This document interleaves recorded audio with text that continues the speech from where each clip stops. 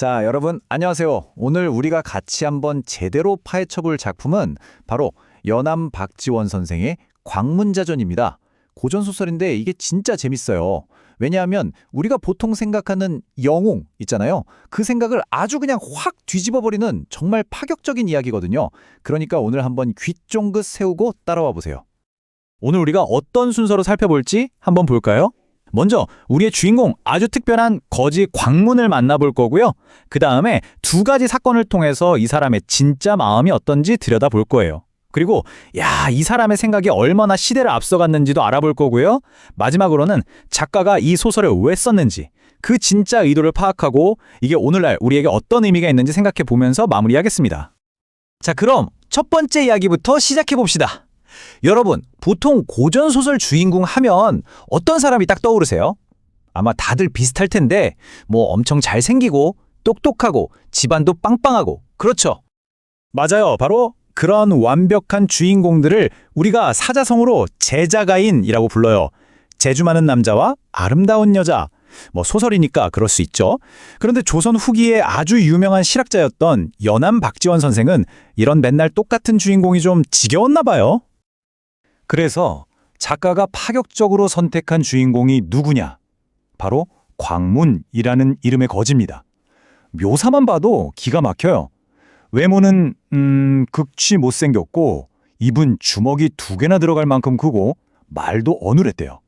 심지어 그냥 거지도 아니고 종로 바닥의 거지 아이들 우두머리였어요. 자, 여기서 딱 궁금해지지 않아요? 아니 도대체 왜 이런 사람을 주인공으로 삼았을까? 이 질문 오늘 수업 끝날 때까지 머릿속에 꼭 담아두세요. 알겠죠?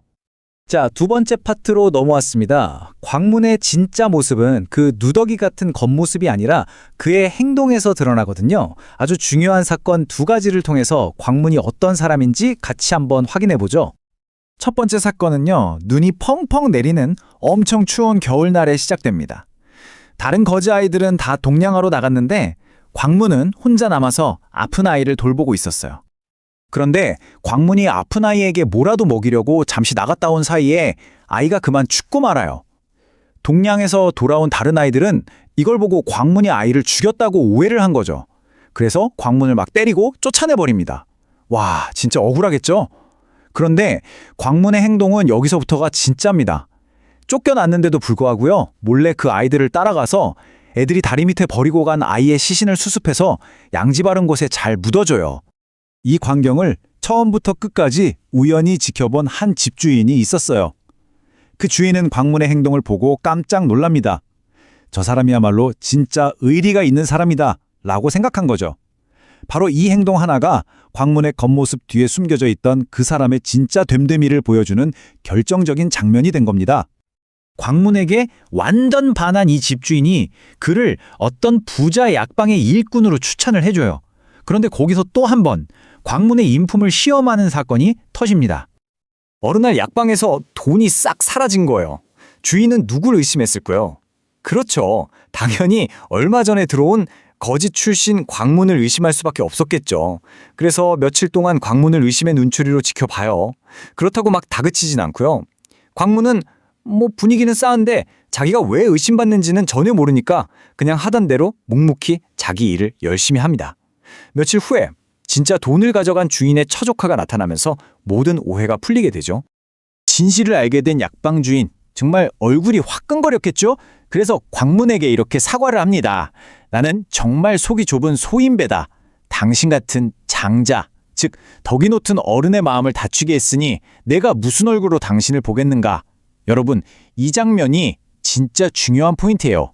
부자 주인과 거지 일꾼, 이 사회적인 신분이 인품 앞에서 완전히 역전되는 순간이거든요. 약방 주인은 광문의 정직함에 너무 크게 감동해서 만나는 사람마다 광문 칭찬을 하고 다녀요. 양반이건 장사꾼이건 가리지 않고 말이죠. 덕분에 광문의 신뢰, 즉 믿음과 의리에 대한 소문이 온 한양에 쫙 퍼지게 됩니다. 심지어 나중에는 동놀이하는 사람들이 광문이 보증만 서주면 담보도 없이 큰 돈을 빌려줄 정도였다니 그의 신용도가 어느 정도였는지 짐작이 가죠? 자, 세 번째 이야기입니다. 광문이 대단한 건 그냥 착해서만은 아니에요. 이 사람이 가진 생각, 그 가치관이 당시 조선시대를 생각하면 정말 와, 어떻게 저런 생각을 했을까 싶을 정도로 엄청나게 앞서갔어요. 한번 보세요. 사람들이 이제 너도 나이 찼으니 장가를 가라고 하니까 광문이 뭐라고 하냐면요. 잘생긴 얼굴을 남자만 좋아하냐? 여자도 좋아하지? 이렇게 대답해요. 이게 왜 대단한 말이냐면 모든 게 남자 중심이었던 조선 사회에서 여자의 입장, 여자의 생각도 남자랑 똑같이 존중해야 한다는 거잖아요. 시대를 뛰어넘는 남녀 평등 사상을 보여주는 거죠. 또 집 좀 사라는 말에는 이렇게 대합합니다. 한양의 집이 8만 채나 되는데 내가 매일 다른 집에서 자도 평생 다 못 자겠다. 크아, 정말 멋있지 않아요? 내 집, 내 것, 이런 소유라는 개념에서 완전히 벗어난 정말 자유로운 영혼의 경지를 보여주는 말이에요. 자, 그렇다면 이제 진짜 핵심 질문으로 돌아와야 합니다. 작가 박지원은 도대체 왜 광문이라는 인물을 만들어냈을까?